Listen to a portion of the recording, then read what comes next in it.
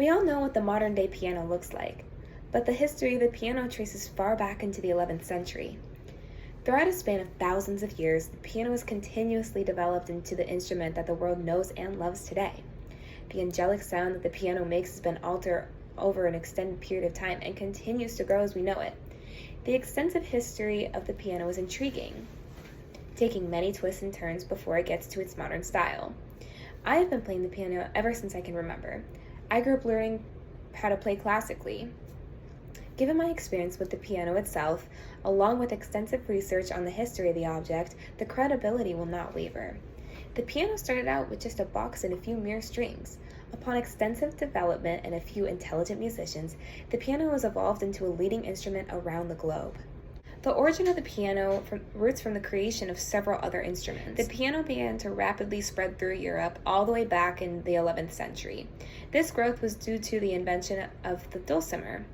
Essentially, the dulcimer is a box with mere strings on it, where a hammer is used to hit the strings. It is argued that the piano can be used as both a string and a percussion instrument.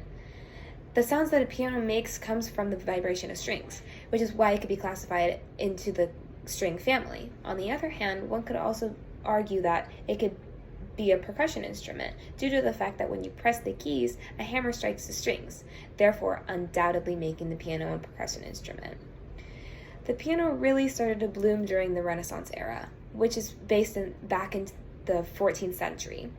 Similarly to a piano, the clavichord was created during this time. As seen in the photo, the clavichord had keys that you would just press to emit the sound. It included up to 5 octaves. During the 16th century, the harpsichord was created. This was an even closer version of our modern-day piano. It was played by pressing a key that would emit sound, but it had no sort of volume levels due to its plucking mechanism. The first real piano to be created was in the 18th century by Bartolomeo Cristofori. He didn't like that the harpsichord could only be played loudly, so he switched out the plucking mechanism with a hammer so that it could be played at a range of volumes. Eventually, Bartolomeo Cristofori's invention of the piano became extremely popular. Soon enough, the piano became a widespread instrument in millions of homes around the world. It's such a versatile object. It's capable of playing almost any classical song performed in the orchestra, simultaneously creating a variety of emotions. And thanks to Bartolomeo Cristofori, the piano can be played both dramatically and softly. Furthermore, the piano became such a central instrument. In fact, by the 19th century, no middle-class household was seen without a piano. It was at the heart of almost every performance seen on a stage. The piano has affected my life personally by allowing me to discover the effect of music and how it affects an individual.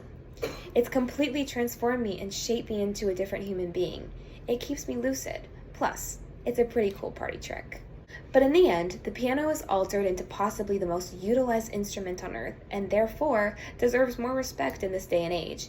If I've learned anything from my 17 years on planet Earth, it's that music quite possibly plays the largest role in my life.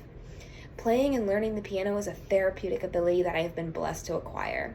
Its history is extensive, which makes the piano such a successful and angelic piece of work.